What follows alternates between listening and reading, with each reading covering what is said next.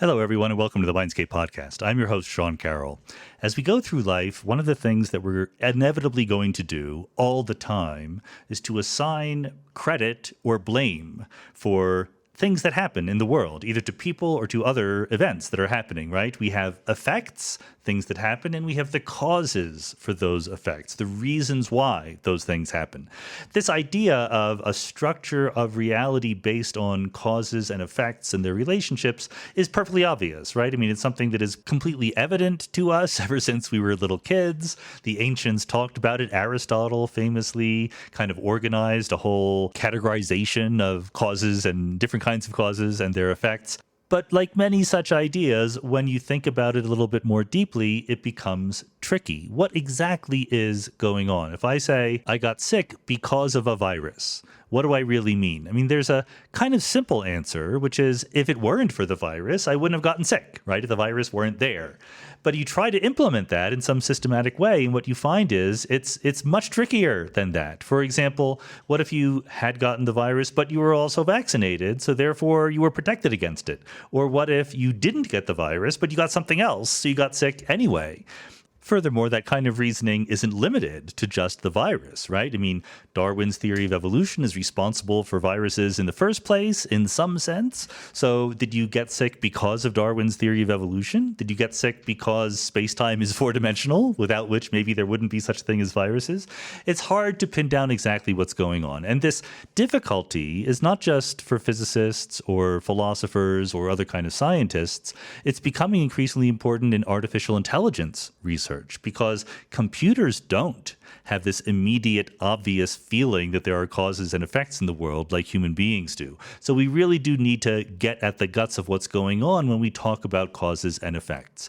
And modern scientists and philosophers and mathematicians and computer scientists have done this. No one has been more influential than today's guest, Judea Pearl. He's done foundational research on understanding what is meant by causes and effects, and he's written about it. He has a popular book from a few years ago, 2018, with Dana MacKenzie called The Book of Why, The New Science of Cause and Effects. You can read about it there, but you can also get it here on this podcast. So we're going to talk about exactly this set of questions.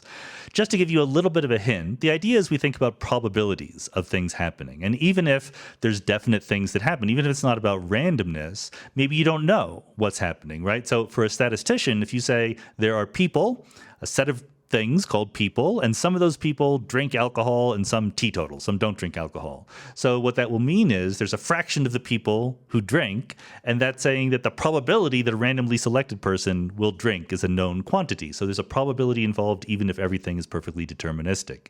And then also for people, there's a probability that they own a cat or own a dog or have no pets at all, or both, or whatever. And then you can ask questions about, well, okay, given that you drink or you don't drink, what is more likely? Do you own a cat, a dog, or no pet at all? And then you can say, what causes what? Are people who drink more likely to own pets? Or if you own a cat, does that force you to drink? That's the kind of question that this new science of causality is designed to answer. I'm not going to give away all the ways that it happens, but again, crucially important for computer science and artificial intelligence. Also for areas like medicine. You want to know what medical intervention is giving some effect in the patients. For politics or economics, what policy changes lead to what effects? This idea of cause and effect and getting it right pervades how we think about the world. As a physicist, of course, there's a whole nother dialogue to have about the fact that in Newton's laws of motion, there are no causes and effects. So how do you recover them at the macroscopic level? We get into that a little bit and many more interesting ideas. So let's go.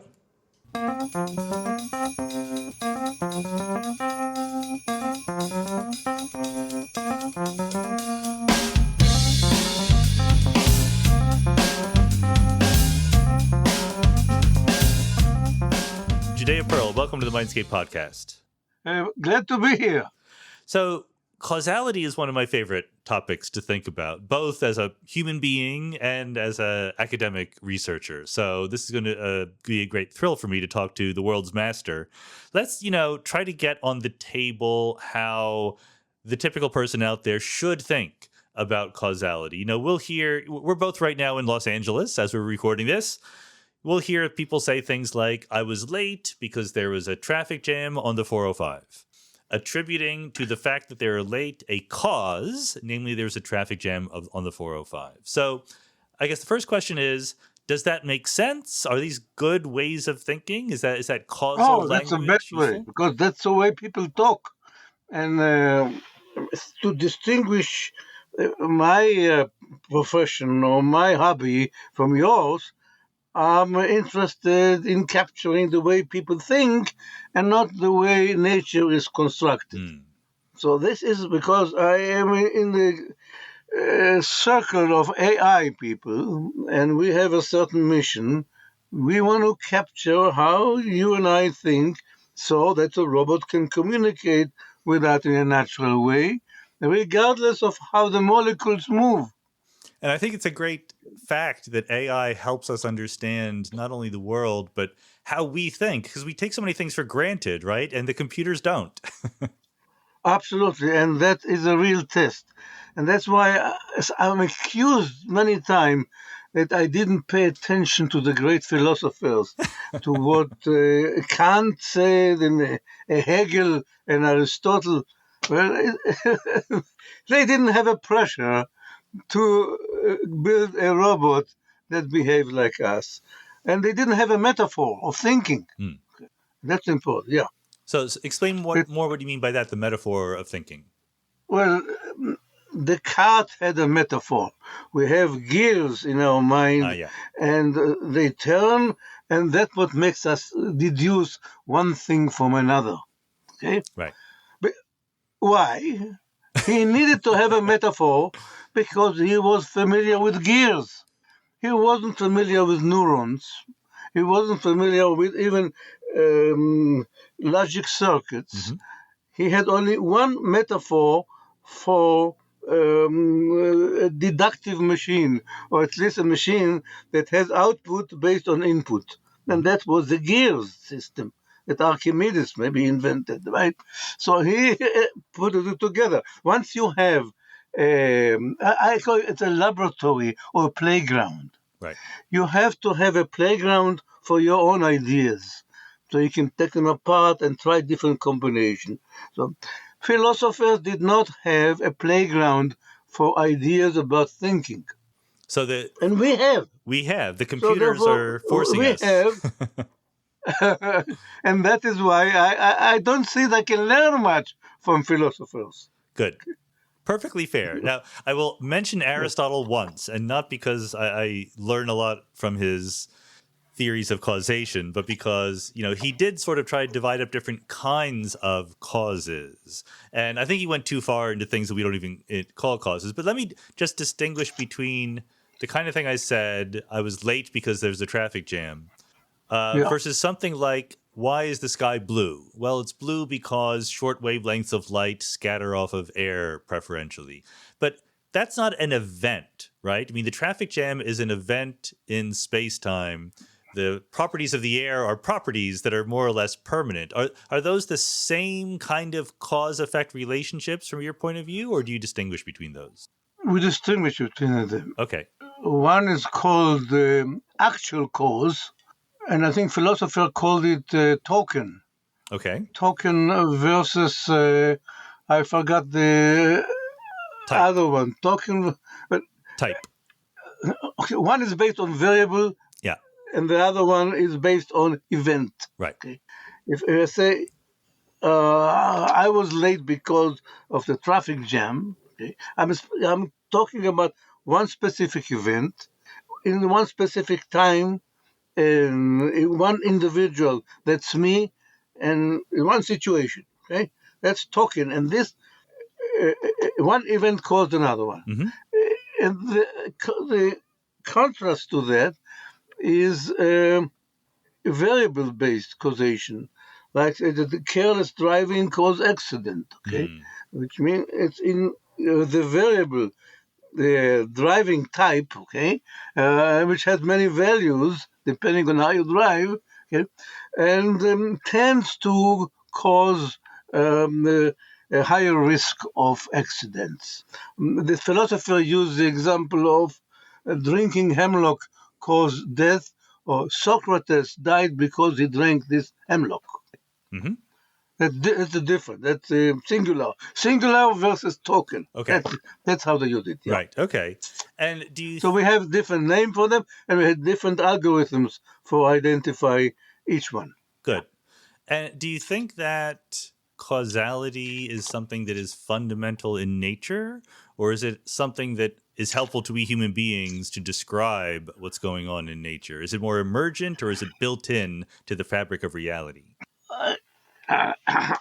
Uh, there's no cause and effect in physics, Good. as you know it, because all the equations of physics are symmetrical in time. And they are built around algebra. Algebra is tied to a connective called equality, and equality is symmetric. So if F is equal to MA, then A is equal to F over M. Okay, physics doesn't distinguish between the two. However, as an emergent property, we perceive certain things as directional. Right. We say that the rooster crow does not cause the sunrise, but the other way around, even though it occurs earlier and is highly correlated.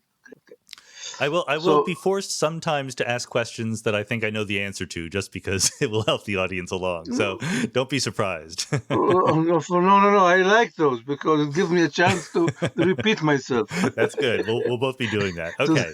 So sounds redundant. So no, I mean, I like this distinction that you're drawing, and I just want to emphasize how very profound it is, right? I mean, there was this giant revolution with Newton and Descartes and Galileo in constructing mathematical theories of physics. And you're right. The most commonly appearing symbol in a mathematical equation, set of mathematical equations, is the equal sign, right? And there's no arrow on it. And so in some sense, you're doing something absolutely audacious, or at least going back to a previous time when these audacious things were commonplace, when you're saying, I want to know not just equal signs, but arrows. Which is the cause and which is the effect?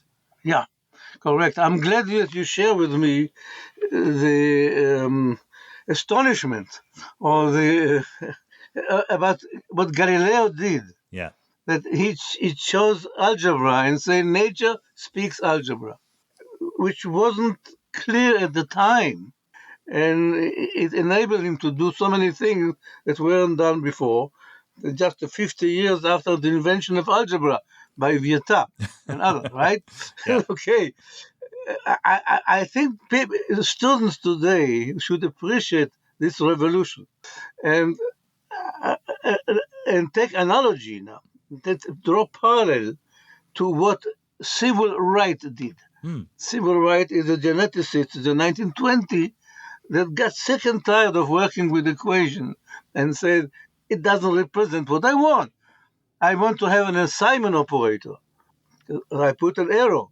He didn't think about assignment, but we in computer science know that there is a difference between assignment and equality. Okay, I take the content of register A and assign it to be the content of register B. Okay, it's a different operator, which is asymmetric, and he was the first to put a symbol for it. The symbol was an arrow, and he built these path diagrams, which everybody attacked him for that. But at least he said it represents what he wants. Okay? Right. And so that's why I admire him for having the audacity to put a new symbol for something that he understood is needed. And I'm trying to understand. So, all right, we're done with the questions that I think I know the answers to. Now we're already moving on to questions I don't know the answers to. What is the relationship of this new way of thinking, which again, it's an old way of thinking, right? Aristotle would have been perfectly happy with these arrows, but we sort of got rid of them and we're bringing them back. What is the relationship between this and the idea of counterfactuals or possible worlds? I mean, a very simple-minded guess as to what causes are is that A causes B if had A not happened, B would not have happened.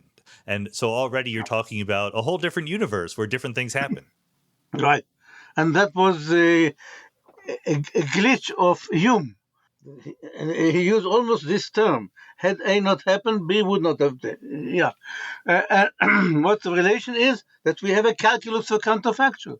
Very simple, which means we take path diagram the way that Sewell Wright put them on, and we can define what a counterfactual is for every two variables of every two events. We can assign truth value to every counterfactual you can think of based on the path diagram. So we have a calculus. Plus, we have an understanding of what you need to build those path diagrams. And it's built on one relationship. Listen to. Right? Everything is built on knowledge. You have to combine data with knowledge. Sure. So somebody has to build those path diagrams. What do you need to think of when you decide whether to put an arrow or not to put an arrow between A and B? That is the question. What comes to your mind? And the only primitive we need is the primitive of listens to. Okay? The barometer deflection listens to the atmospheric pressure. The rooster listens to the glare in the sky. Okay? That's the only relationship.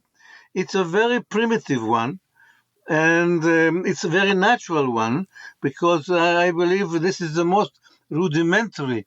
You cannot ask for more rudimentary and simple relationship for a scientist or for a robot to think about. The barometer example is a very good one. We think that, the barometer is telling us the atmospheric pressure. And if all we had was the data, if all we knew was what the pressure was and what the barometer reading was, we're back in Galileo land and there's an equal sign and there's no arrow going either way. And what you're saying is there's something extra that is missing. It's not just a correlation. There is a clear fact of the matter that the pressure is causing the barometer, not the other way around. And that's what we would like to understand. Yeah. And we only become aware of it when we have to program on a stupid robot. Because the stupid robot, if he looks for the equation, will try to move the barometer and hope to prevent the rain tomorrow. Okay? Right. Good.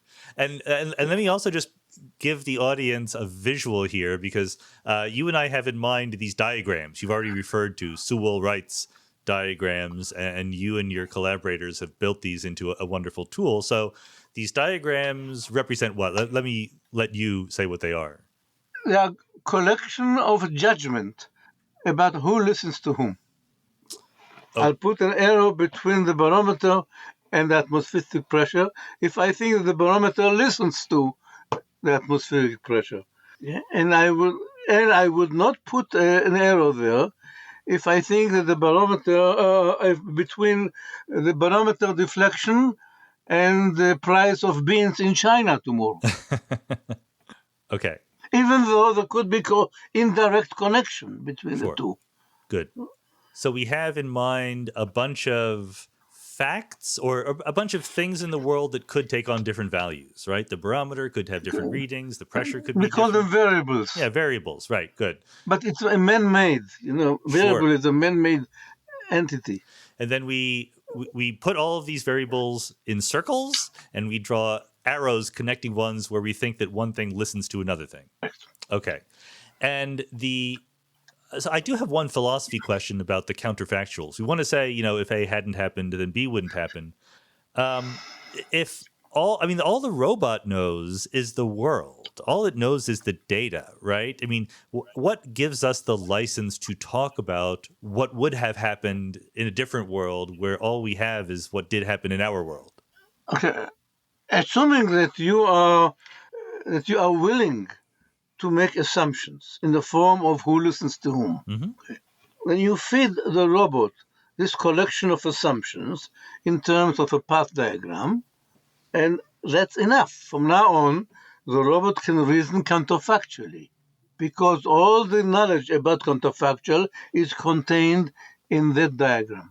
So the game is to use things we observe about the world to construct this kind of diagram telling us what listens to what, and then we can deduce what would happen counterfactually. Absolutely. That's the whole point, yeah. Good. So this is a parsimonious representation of counterfactual, of a super exponentially large number of counterfactual. Sure. Okay? Sure. Yeah.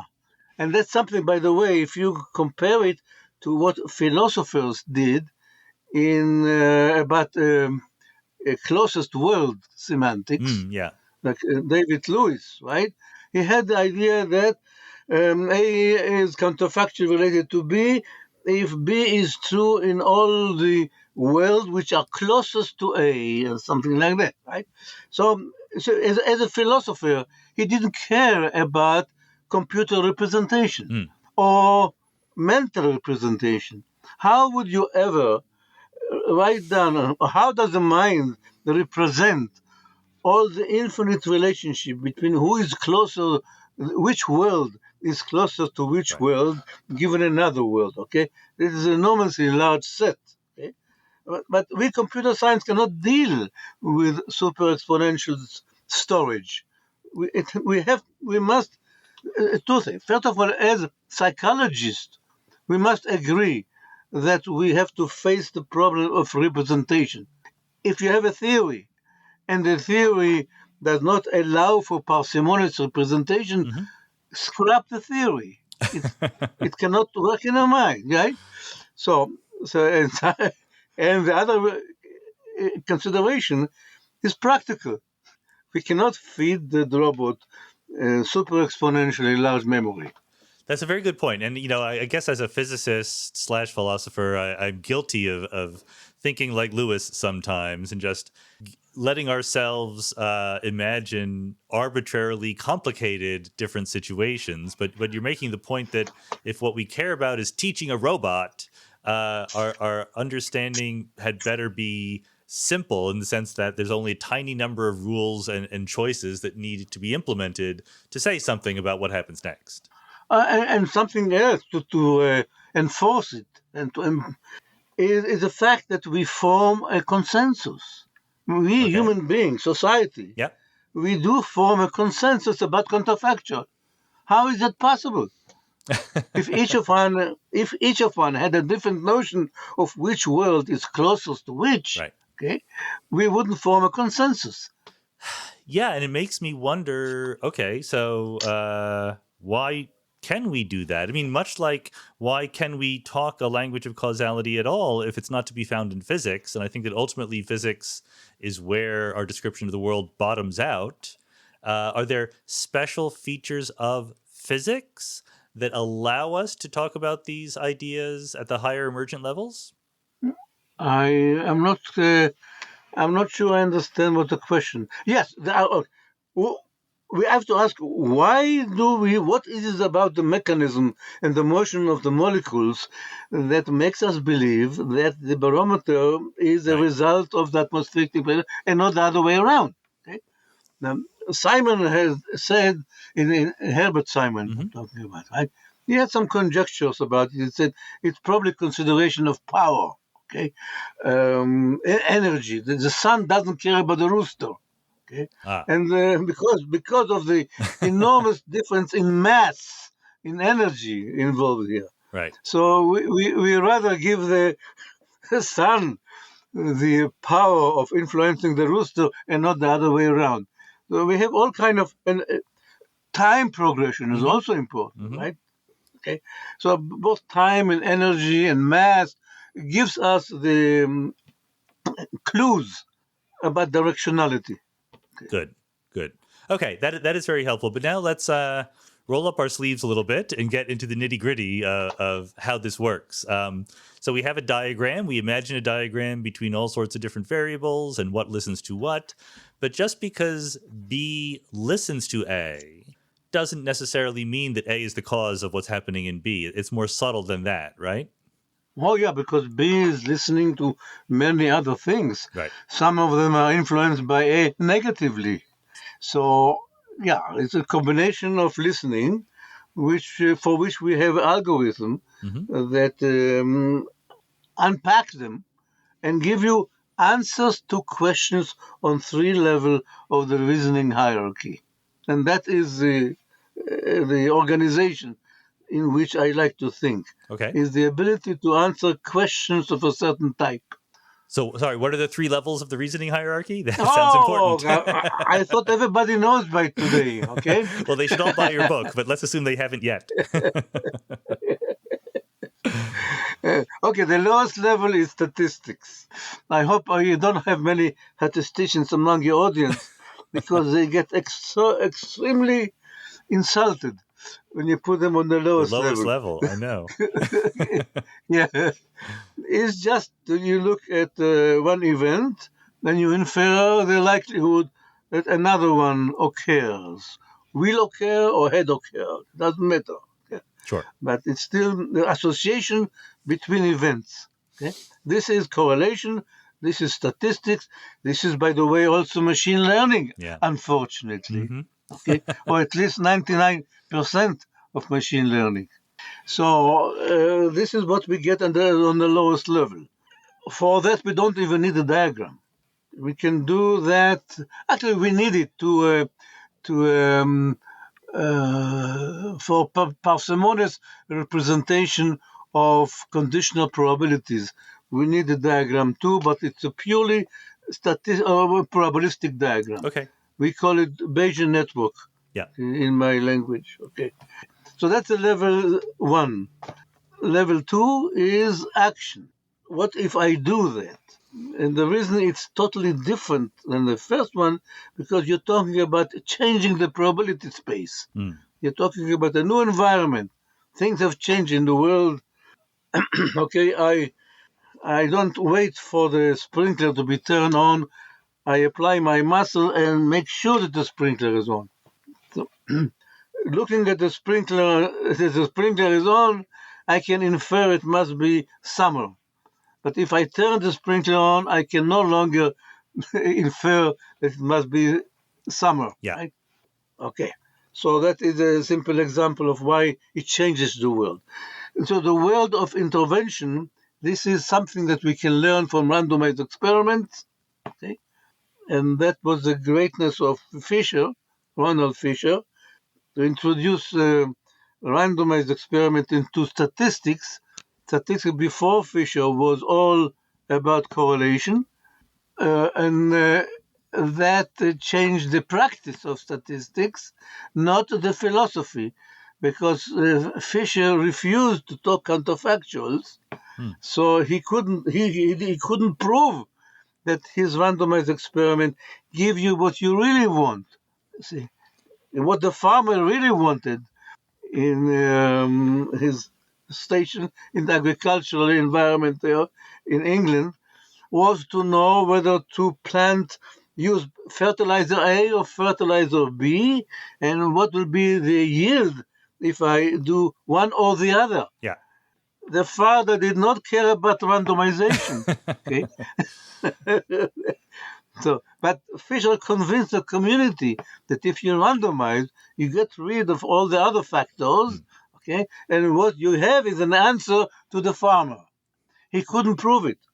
Neyman could prove it, Neyman at the time, but Fisher locked horn with Neyman, and he refused to use his notation. So, without the language mathematics, he was able to convince the community that randomized experiment gives you answer to your question, which fertilizer should I use? Good. Now we are going to a third level, and this is counterfactual, or understanding, or explanation, unit level, retrospection, and imagination. It's the highest level of reasoning that I can think of. Perhaps I'm missing fourth level. Yeah, but this is what we mean by explanation.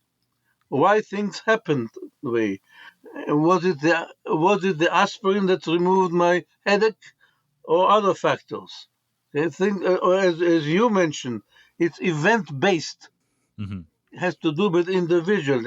In a particular situation, one event happened and another one happened. Was the first one the cause of the other one? Right? And that is not even you cannot answer that in a randomized experiment. Right. So I guess the understanding, I'm getting confused between the second level of action and the third level of counterfactuals. Why aren't counterfactuals in the second level? I mean, the action is, if we did this, what would happen? Yeah? In the future, right? There's no Okay. contradiction. Good.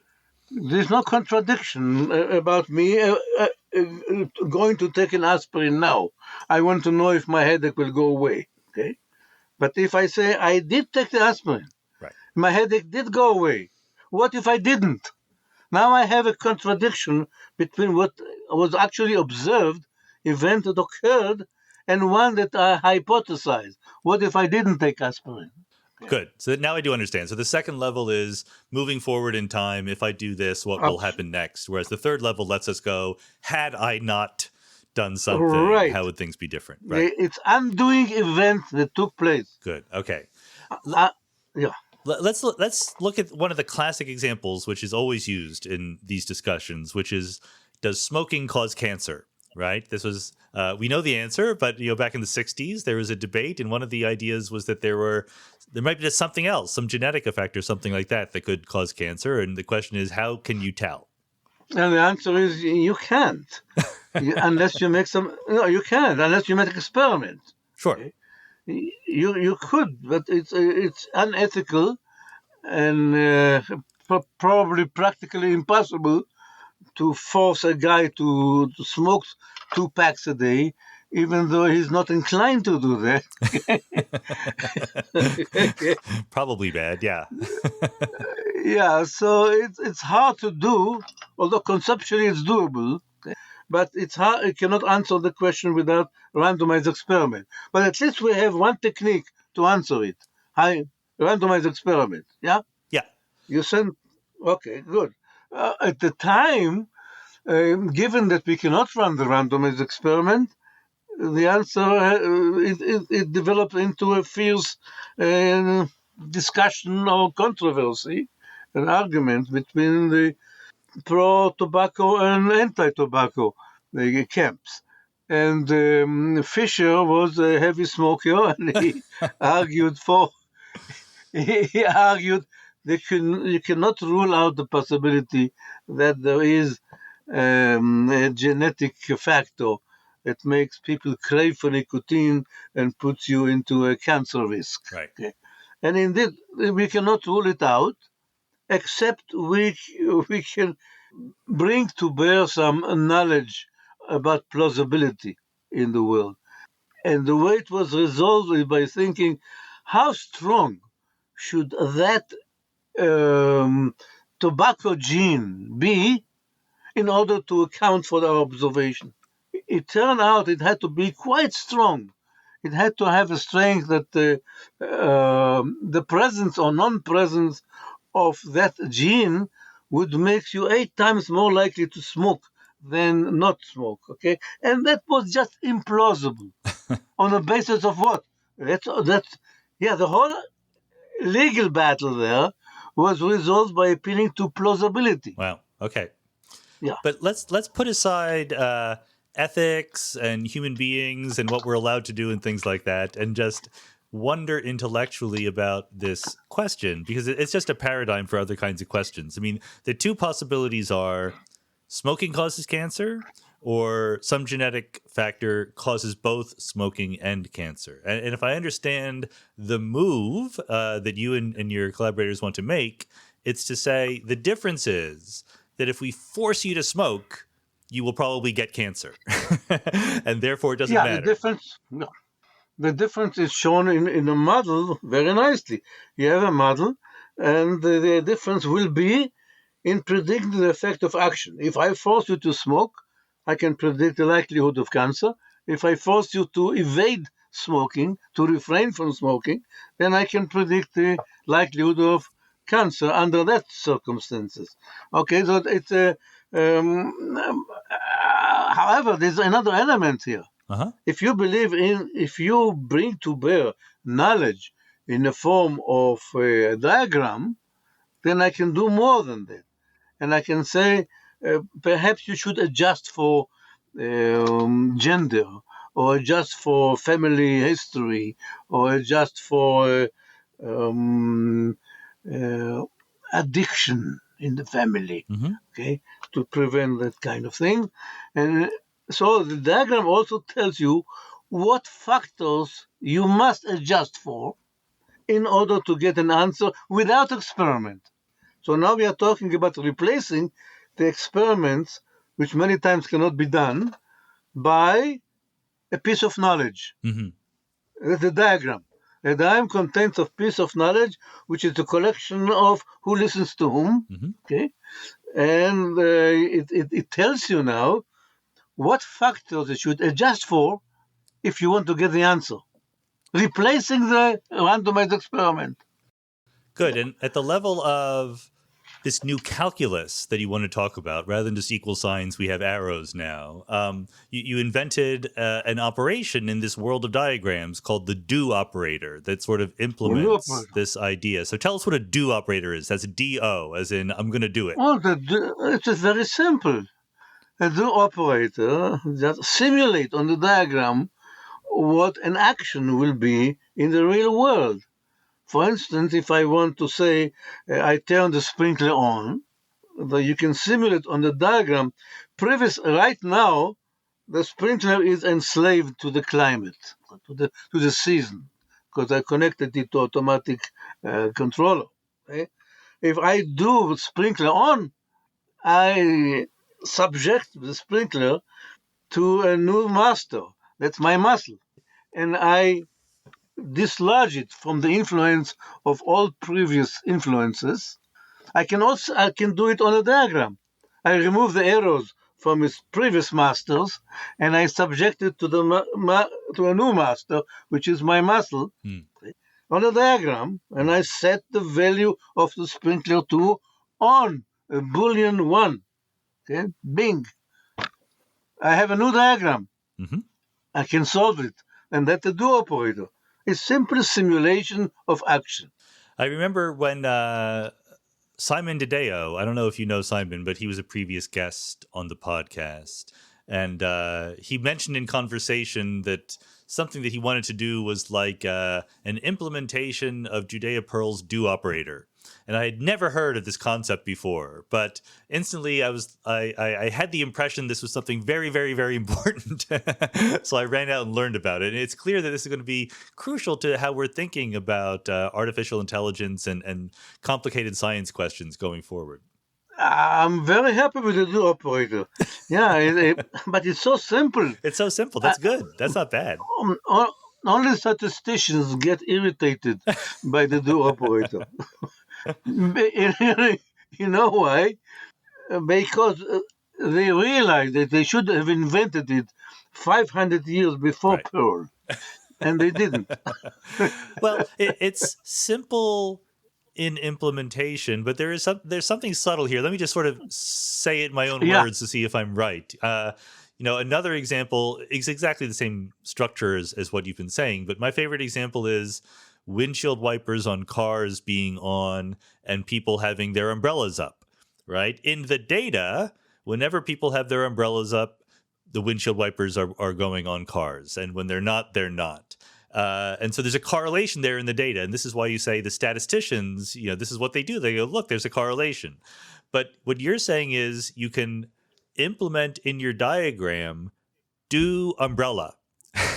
So walk outside on a sunny day and put up your umbrella and see if all the windshield wipers start moving on cars, and they don't.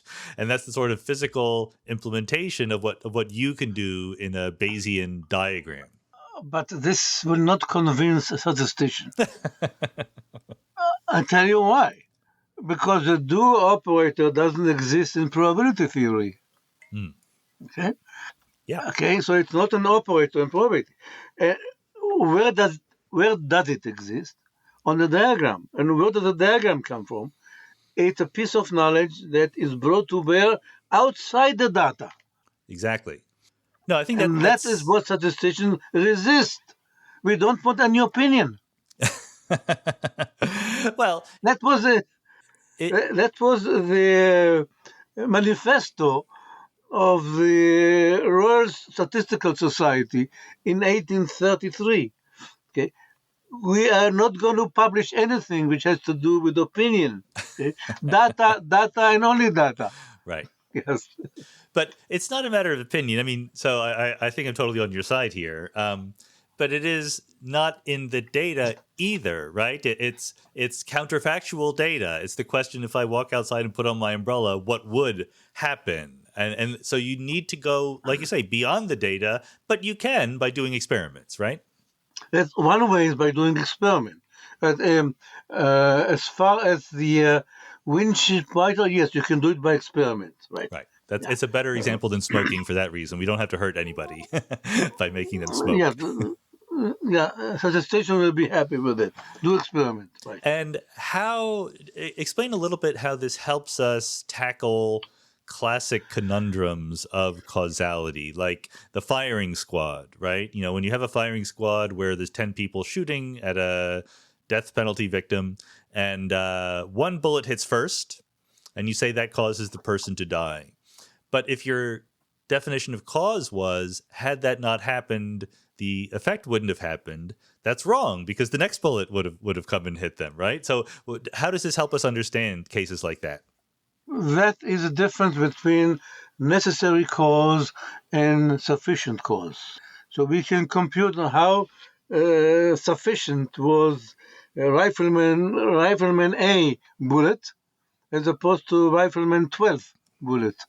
And that's why we put the squad there, so no one could be blamed as an individual. Blame is a necessary cause.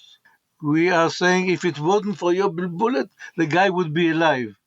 So the responsibility is divided here equally. Not even equally. I think if you compute it, including all kind of noises. Yeah. For instance, all kind of happy trigger guys and things like that. The probability will be minimal for each rifleman as a responsible, necessary cause for the death. But at least we have a calculus to compute it. That's right. The degree to which your bullet was a necessary cause for the death. And now we can also talk about sufficient cause and compute that. And the combination of two plays a role in responsibility. It's still not part of standard court procedure to Not compute the necessary. Not yet. But I think when we are advancing now with the causal AI, I think the legal profession will listen to us, because they are dealing with very critical issue of fairness. Mm-hmm. To what degree the algorithm was unfair to gender, to women, or to minority groups in their request for loans and so forth. Okay, so the idea of responsibility and sufficient and necessary cause play a very critical role. They will have to listen to those philosophical definitions, or I call it computer science definition. Sure.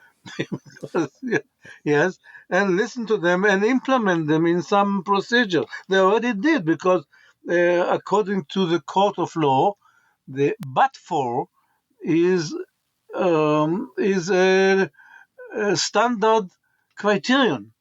You don't pay compensation unless you apply the but for criterion. This is the victim would be alive but for the actions of the defendant. And is that compatible with your definition of causality, or do you think? Oh, absolutely. Yeah, okay. But for has no meaning in colloquial conversations among lawyers, unless you put it in on a firm scientific basis. Okay, good. And the algorithm is a definition of but for. It's a necessary cause, a degree to which the action of the defendant is necessary for the death of the victim, okay? And it has to be greater than 50% according to the court of law. before the guy is declared guilty, or before he's forced to pay compensation. Okay, so let me just try to summarize, because I think that we didn't quite end up with the definition of causality yet, and maybe there isn't one, but I think it... No. I like it because I like the fact that we didn't conclude that, because it has different shades. Sure. You have direct cause, indirect cause, necessary cause, sufficient cause, necessary and sufficient. They come in all kinds. You want to quantify all those. So I'm glad we didn't come out with a single one. Well, it's not a single one, but there is an insight which I think is crucial, and you've said it, but I just want to say it again, because sometimes we say lots of things and it's hard to take away the message. At least I have this idea that you have this Bayesian network, this graph of all the probabilities of all these things that can happen, and then all these arrows from one thing to another if one thing listens to it. I like that formulation. And then there's this extra statement that you need to go a little bit beyond the data you have to say, if I put a do on one of the variables and just force it to do something without propagating backward in the graph, right? Without saying why it's doing that. I'm just forcing it to do it. I'm going outside and putting up my umbrella or turning on my sprinkler. If doing that if that leads to some effect down the chain, then that action is a cause of those effects. Yes? Correct. Yeah. Good. And one of and again, you said this again, but I just want to sort of rub it in because it is so profound. For the purposes of learning and robots and AI, it's a lesson that the data or a comprehensive set of data might not be enough. You have to go play. You have to do some experiments to really learn why things are happening. And that's why you find toddlers and babies constantly playing around in the crib. And they are not pacified, and they are restless until they get a state of understanding why this toy makes noise and this toy doesn't make noise, okay? And that is why this restlessness is the craving for establishing the diagram. So babies in the crib, they're drawing Bayesian diagrams. I'm serious about it. Yeah. Baby in the crib are thriving to construct a causal diagram for the crib world. I like that. I'm just going to sit in silence and contemplate that, because they don't know it, but that's what they're doing. Just like Euclid didn't know he was using No, I'm sorry. They are born with a craving. Okay, good. I'm serious about it, which means it explains why babies remain restless, regardless if you reward them for the right action or not.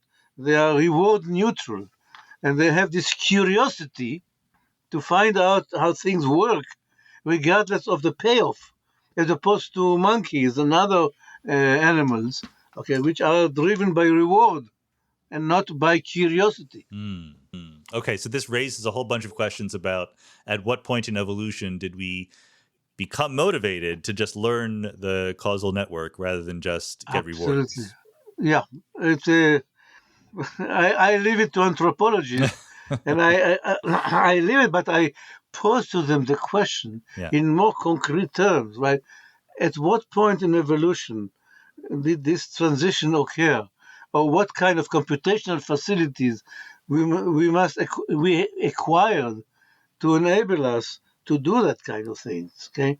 I believe it was the invention of the counterfactual, and if you read the first chapter of the Book of Why, is the Harari hypothesis that the artist was able to construct things that have no physical reality, that could not happen in the physical reality, like the Lion Man, the head of a person with the body of a person with the head of a lion. Put them together. This ability to construct things which do not exist in reality, but exist in one's imagination, that was the key cognitive transition, or cognitive revolution. It enables the Homo sapiens to dominate the planet. So I will mention something that maybe you have not heard much earlier in evolution, but it wouldn't be doing what you say. It's the first step toward doing what you say. Malcolm McIver, who's a neuroscientist at Northwestern, was a previous guest on the show, and he studies fish climbing onto land for the first time. Okay, and he makes the claim that if you're underwater, you're swimming along at meters per second, but you can only see meters in front of you. And all of the evolutionary optimization is to react instantly to whatever you see. But when you're on land, now you can see forever. Now you can see to the horizon. And there's a new modality that opens up, namely seeing something far away and contemplating different hypothetical responses to it. You have time to do that. And he makes predictions on the basis of this theory about the development of brains and bones and sensory organs in the fish that they climb on. And I get it. I think that's, number one, I don't know if it's true or not. I don't have the qualifications, but in some sense, that would be the birth of imagination. But it's only imagination like within the template of what you already know is possible. But you could see how evolution would, in the long term, develop that up into something much more creative. Yeah, I can see that. I haven't heard about this experiment. Interesting. I'm surprised that fish can see outside the water on land. Well, in fact, as soon as they start peeking up onto land, their eyes move. They evolve so that their eyes become frog-like, right? And peek up above their head instead of being on the side, so they can see better. Interesting. It is. Okay, good. So babies constructing Bayesian networks, but again, I want to sort of re-ask a question that came in at the very beginning, but now we're more sophisticated, so we can ask it again. When we're drawing these arrows, we do it on the basis of data, even though it's supposed to be something that says more than the data are telling us. Ideally, all we have is the data that we have to construct them. How objective is that? How can we write down a methodology for saying, here's a bunch of data, therefore here are the arrows you should draw? Or is that completely coming in from our judgment or something like that? The easy answer, it completely comes from our judgment. Okay. However, our judgment has also evolved. And judgment contains condensation, compilation of ideas, tradition, knowledge that came to us by social evolution as well as by biological evolution. Okay? So our judgment is also based on stream of data that took billions of years to evolve or to impact us. So indeed, the controversy in data science is whether we should build an Einstein from an amoeba by simulating the stream of data that our ancestors had from the time they were amoebas until they became Einstein, which is essentially what data science is today. Let's learn everything from data because that's all we have. Or the alternative is we are already ahead. Our ancestors worked for us and have compiled a bunch of knowledge that we call plausibility. Who listens to whom? Right. Okay. We have it already compiled, and we know that the rooster, the sun does not listen to the rooster. Let's use it. Now, both sides have arguments on their side, okay, because after all, everything we know originally came from sense data. Mm-hmm. But the question is, can we afford to wait zillions of years to replicate it? And will we ever replicate it the way we evolved? Because the knowledge that we have is subject to incidents such as meteor rains and something we cannot duplicate. Anyhow, that's a philosophical question, and I'm for using compiled knowledge that we already have. Also, the argument is like that. Suppose you are successful in discovering the causal graph, okay, from pure data. And by the way, there is a bunch of activity called causal discovery, which is based also on the idea of what should the graph look like in order to be compatible with the data. Yeah. Let's rule out all the incompatible. I'm leaving it on the side now. It's quite picked up momentum in the past few years. Yeah, but aside from that, even if you are successful to learn the causal graph from data, you have to learn it, how to use it. Okay, and that's why it's important to keep it in mind, to know how to use it, and to remember that you have to communicate with a human being, the end user, who is enslaved to this structure. So you have to be compatible with the way the human being has structured his or her causal graph in order to build trust between the computer and the user. No, I like that because I think that in a lot of philosophy of science, for example, people pretend that we should aspire to be some objective receiver of data and develop hypotheses. But in fact, we carry around with us models of the world from the start, right? The manifest image or whatever you want to call it. And I think we underemphasize the importance of that built-in starting point in reasoning. Absolutely. As I say in one of my chapters, physicists write equations, but they talk cause effect in the cafeteria. Very true. Very true. Speaking of which, I do want to talk about physics a little bit because, here's how I say it sometimes. The question that you and your friends are trying to ask is, does smoking cause cancer, or is there some other variable that causes both smoking and cancer? You're not trying to answer the question, does cancer cause smoking? You've decided ahead of time that cancer doesn't cause smoking because, like you said, it's heavier or whatever. We know from the structure of the world that it's plausible that cancer listens to smoking and it's implausible the other way around. I want to derive that, though, on the basis of the laws of physics. And in particular, like you said, that might be too ambitious as a general rule. But I do want to derive the fact that the causes come before the effects in time. I want to derive the fact that the arrows have to point toward the future.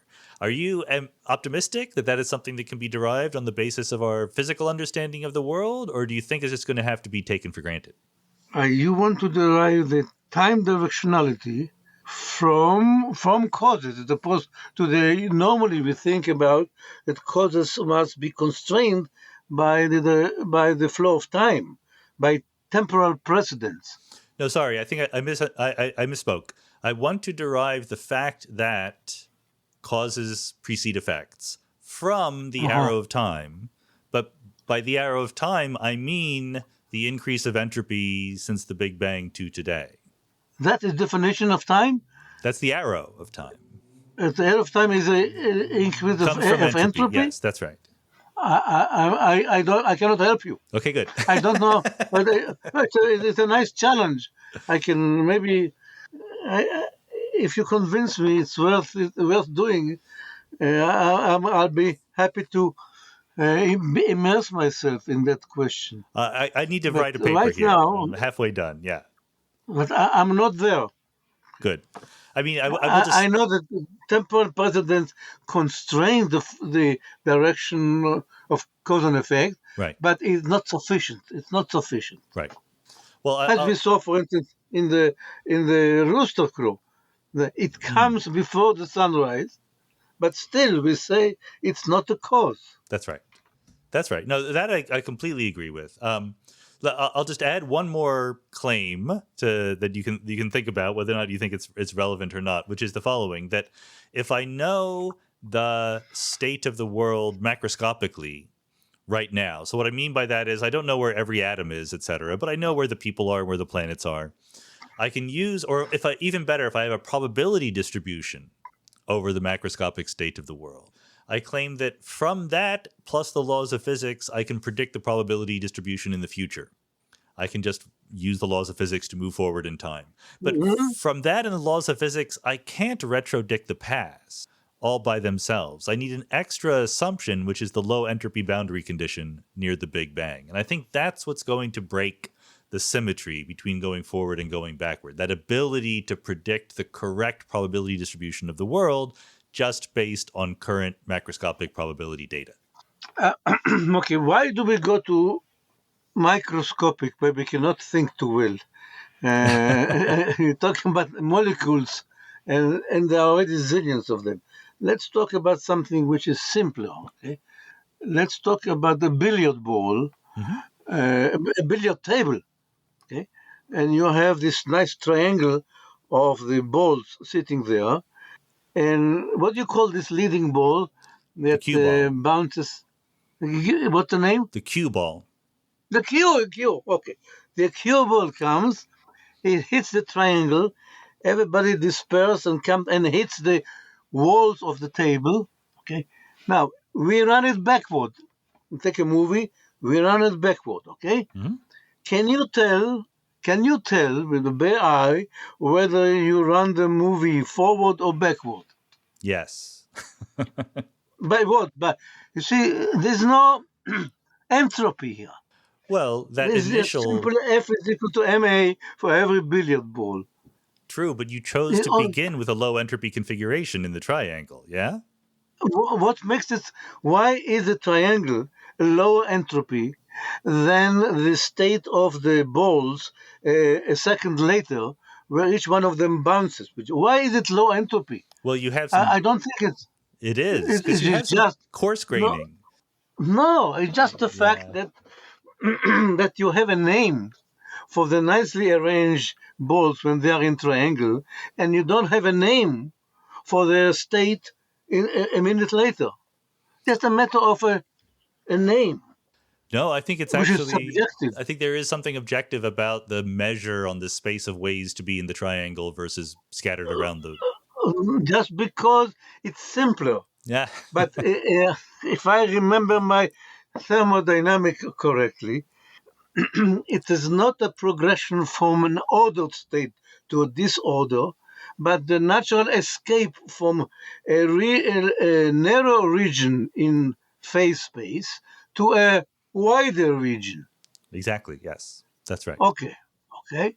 So the order is a subjective perception. We have a name to the triangle. We don't have a name for the states, to the state of the balls a minute later. We don't have it. It's just we have to keep on saying ball number 1 has momentum 23 and so on. It doesn't have a single name. So we are biased by our language.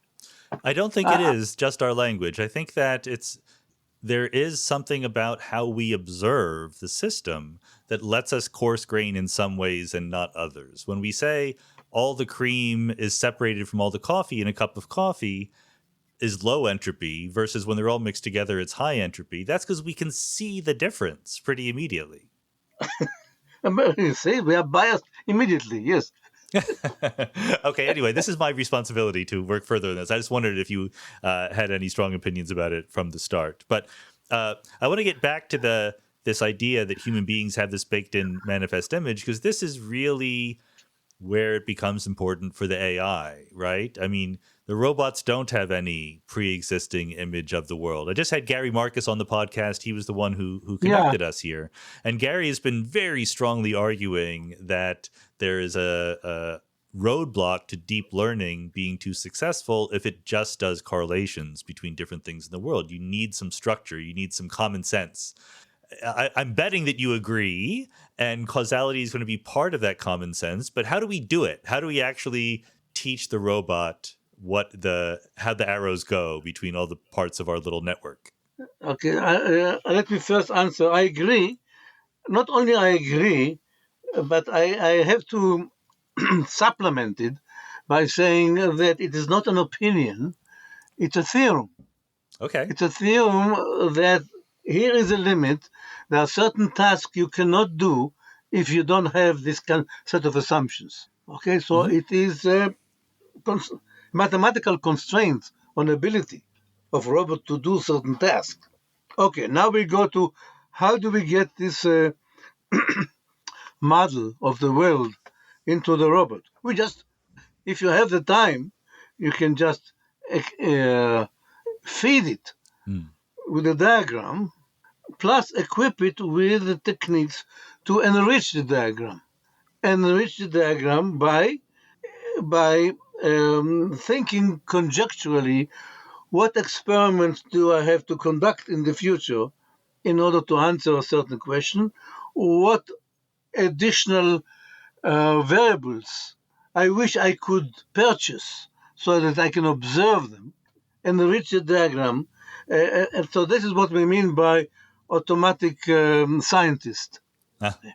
A scientist that can design the next experiment because it answers a question which currently cannot be answered on the basis of the existing diagram. So the diagram must be vulnerable to, number one, refutation from the data, and number two, to enrichment. So that is a blue sky idea of automated scientist, which I could elaborate on, but it's all built on the force of curiosity. We strive to obtain a state of deep understanding. And deep understanding is having the ability to answer questions in all three levels of the hierarchy. That gives us a sense of being in control and having an understanding of a domain, of crossing the street, of playing games, and so on.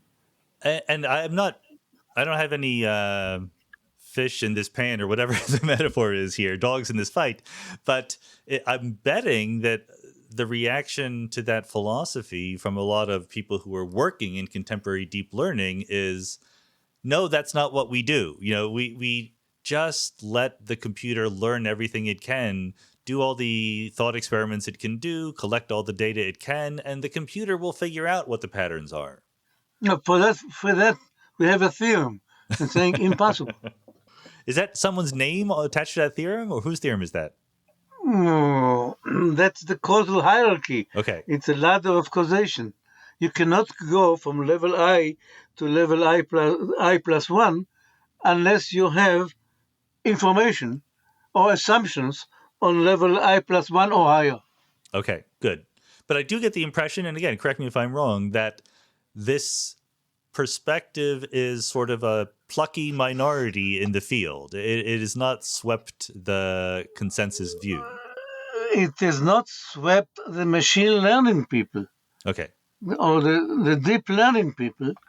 It's the same way that it took 20 years to sweep the statistical society until they accept the do operator. But okay. Even that is still resisted. Yeah. I still have an island of resistance there. You'll win. I think you'll win that one. I can safely predict that. I know that I'm going to win. But okay, I mean, even if we're on board, even if we're on the train, it does sound hard. It's really unfair for me to fight against this huge industry called machine learning. Okay, because I know that I have mathematics on my side, and they don't have this certainty. So I think it's unfair. I'm going to win. You're going to win. That's okay. It's okay to know you're going to win ahead of time. There are worse positions to be in. But even if you're going to win, it still leaves us with hard problems about what to tell the computer. I mean, what is the diagram? What are the causal relationships that matter? Or even what's the stuff out there in the universe? Like, do you tell it that there are tables and chairs and people and cars rather than letting it learn that? I mean, how advanced is that program of sort of formalizing our common sense intuition about the causal structure of the world? Okay. I have neglected to talk about object property relationship. I've been very narrow in what I'm doing. I'm narrow-minded.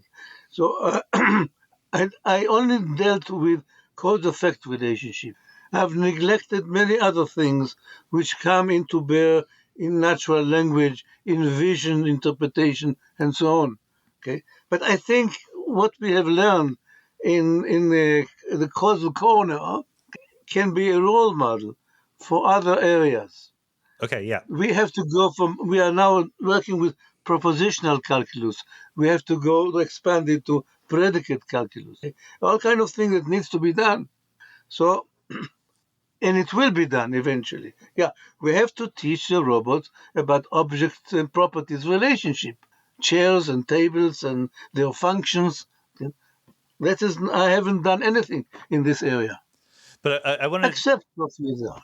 I mean, when you say that, just to be clear, because I think that some people might hear you say we need to teach the robot about object property relations, and they'll say, "Well, sure," but the important part of that phrase is we need to teach, as opposed to let it figure it out. we can't wait for it to figure it out. Some things we need to teach, others we can let the robot figure it out. At least in my corner, I have theorem which tells us what you must teach, and what you can let the robot figure out by itself. Right. Okay? I don't have those theorems applied to natural language and vision. Okay. And then I guess the final thing I just wanted to touch on, which you've already brought up, but is very exciting but also confusing to me, is the whole set of applications to the social sciences and even to law or moral philosophy, right? I mean, when we talk about right and wrong, blame and responsibility, punishment and reward, we're always assuming some causal structure, right? You are responsible for this happening. Do you expect that a more sophisticated, nuanced idea of how cause and effect structures work is going to have an effect downstream on how we think about these puzzles? Yes, I have some expectations, some excitements. I can see how we can build social intelligence on top of environment intelligence. So far, I was talking about a robot learning about managing a domain or understanding a domain, a disease domain, and so on. But now we can build on top of that the idea that robots can have a model of another robot or of itself. It can, if it has a blueprint of its own software, then it can reason about what made me do what I did, and then you can program compassion of that, and saying, I understand why you did what you did, because you're like me. If I were in your situation, I would do the same thing. But are you aware of this and this? So all this relationship, awareness, compassion, I understand you, trust me, all this relationship involves a robot having a model of another robot. And once we have it, no, we're going to have a nice conversation with our with our apprentice robot. Are you optimistic that artificial intelligence will reach human levels of intelligence at some point? I'm absolutely sure. How can one be absolutely sure on the basis of conjecture? Only on the basis that I don't see any impediments. Right. But is it a sooner rather than later kind of question? Is this something we need to kind of contemplate? I refuse to answer that. Okay, fine. I don't have the imagination that other people have. Okay, I'm with you. That Asimov have. I don't have it. Well, so you say that, but what you really mean is you have too much imagination because you can imagine many different possible things, and it's hard to tell which is going to be true, right? Correct. Correct. Yeah. And then, okay, I'll just close with sort of a statement that you can reflect on if you want. But as we were having this conversation, I realized the following weird thing, that I write books. I write books for sort of broad audiences on physics and other things. And over again, in all of my books, I always start with the following idea, whether or not I like it or not. It helps to start with the idea that there was Aristotle, who imputed natures and goals to objects in the world, right? Fire wants to rise up, rocks want to fall down. It was a teleological view, and causes and effects were front and center. He had this taxonomy of cause and effect relationships. And I say, we got rid of all that. Galileo and Newton came along, and we replaced this this happens because of that language with a language of patterns, right? The equal sign in your mathematical representation. And that's been very helpful. All of modern physics is this sort of, it doesn't have any direction of time. There's no direction of causality. It's just this is happening and this is happening and this is happening. But of course, like you say, in the cafeteria, all we physicists talk about causes and effects all the time. And so it is crucially important to me to understand how to recover our ordinary everyday understanding of causality and goals and teleology in a way that is compatible with that underlying view of fundamental physics. And so I guess all I'm saying is I'm glad to see you're doing it. I'm not sure that I'm capable of undertaking this major monumental goal that you mentioned. Okay. But I'm having fun just capturing the way we think, the you and I think.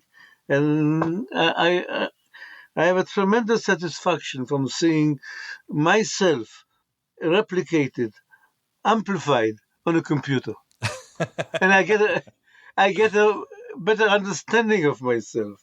Well, why I had this intuition? Oh, because so and so. I have a playground for myself.